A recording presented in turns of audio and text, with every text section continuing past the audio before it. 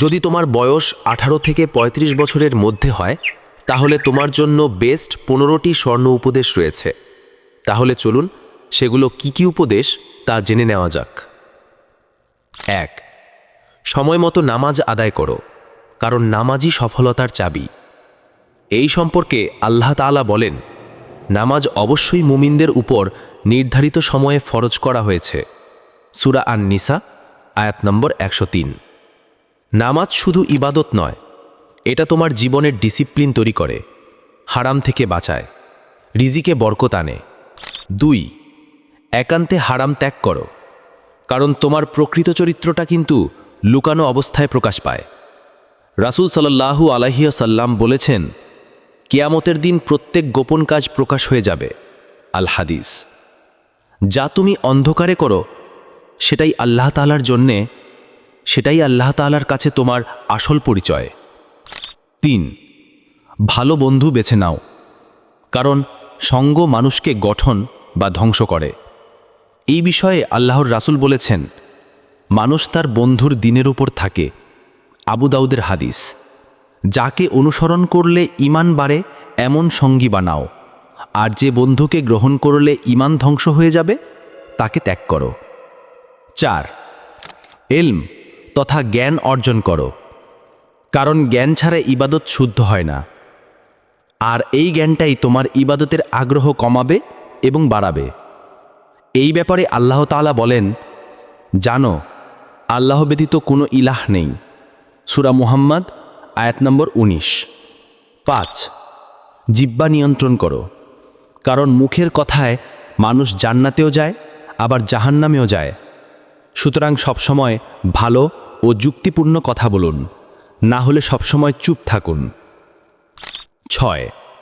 দৃষ্টি সংযম করো, কারণ চোখ হৃদয়কে নোংরা করে, আর কুরআনে বলা হয়েছে তোমরা দৃষ্টি অবনত রাখো এবং লজ্জাস্থান হিফাজত করো।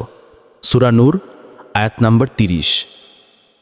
শুধুমাত্র চোখের পাপের দরজাটা বন্ধ করতে পারলে 70% ফিতনা বন্ধ হবে ইনশাআল্লাহ।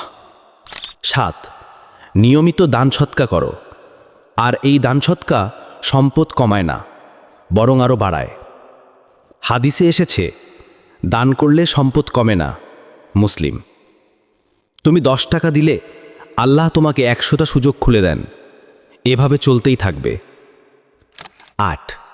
প্রতিদিন কোরআন পড়ো, কারণ কোরআন তোমার হৃদয়ের আলো। এই বিষয়ে হাদিসে এসেছে, কোরআন পড়ো, কারণ কোরআন কিয়ামতের দিন তোমার সুপারিশকারী হবে। মুসলিম। 1 পৃষ্ঠা হলেও নিয়মিত কোরআন পাঠ করা প্রয়োজন। 9. মৃত্যুকে স্মরণ করো, কারণ মৃত্যু সবসময় সব ক্ষেত্রে জীবনের অগ্রাধিকার ঠিক করে দেয়, আর মৃত্যুকে স্মরণ করলে ছোট ছোট পাপ ভয়ঙ্কর মনে হয়, ফলে ইবাদতে মন আরও আকর্ষণ হয়ে ওঠে। 10. পিতামাতার খেদমত করো, এতে তোমার জীবনের বরকত নেমে আসবে, আর তাদের দোয়া এক একটি অলৌকিক পরিবর্তন ঘটায়, আর এটা আল্লাহ তাআলার আদেশেই বটে। 11.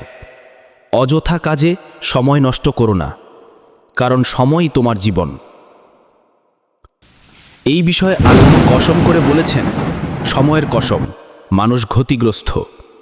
সূরা আল আসর আয়াত নম্বর 103।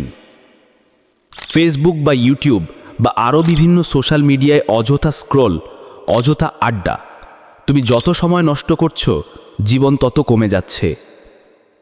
12. হস্তমৈথুন, পর্ন, জিনা এসব থেকে নিজের নফসকে বাঁচাও। প্রথমত এগুলো করতে আল্লাহ তাআলা কঠোরভাবে নিষেধ করেছেন, আর এগুলো কাজ আত্মাকে দুর্বল করে, ডিপ্রেশন বাড়ায়, আর ঈমানকে নষ্ট করে দেয়। 13. সকালে তাড়াতাড়ি উঠো, এতে রিজিকে বরকত আসে, আর ফজরের পরে সকালটা তোমার দিনের উন্নতির শক্তি। 14. সবসময় নিজের রাগ নিয়ন্ত্রণ করো, কারণ রাগ শয়তানের আগুন, যে রাগকে নিয়ন্ত্রণ করে তার ঈমান শক্তিশালী হয়। 15. পরিশেষে তাওবা ও দোয়াকে জীবনের রুটিন বানিয়ে নাও, তাহলে জীবনে দুনিয়া ও আখেরাত উভয়কালেই চিরসুখী ও শান্তিতে থাকতে পারবে। আর দুনিয়াতে কিন্তু তোমার সফলতা সুনিশ্চিত ধরা দিবে। এর প্রমাণ হিসেবে স্বয়ং আল্লাহ তাআলা বলছেন, তোমরা আল্লাহর কাছে তাওবা করো যাতে তোমরা সফল হও। সূরা নূর আয়াত নম্বর 31। একদম পরিশেষে আজ এখন তুমি নিজেকে বদলানোর সিদ্ধান্ত নাও। হয়তো এই সিদ্ধান্তটাই হবে তোমার জীবনের সবচেয়ে বড় নিয়ামত আর আখিরাতের জন্য সবচেয়ে সুন্দর শুরু। সুতরাং জীবন কিন্তু একটাই, কিন্তু ভুল থেকে ফিরে আসার সুযোগ আল্লাহ প্রতিদিনই দেন। আজ তুমি কোন পথে হাঁটবে? তোমার মূল্যবান মতামত কমেন্টে জানাতে ভুলবে না। আর হ্যাঁ, ভিডিওটা ভালো লাগলে একটি শেয়ার, লাইক, সাবস্ক্রাইব করে আমাদের সাথেই থাকো ইসলাম সম্পর্কে জানতে, মানতে এবং নিজেকে সবসময় আল্লাহর পথে রাখতে।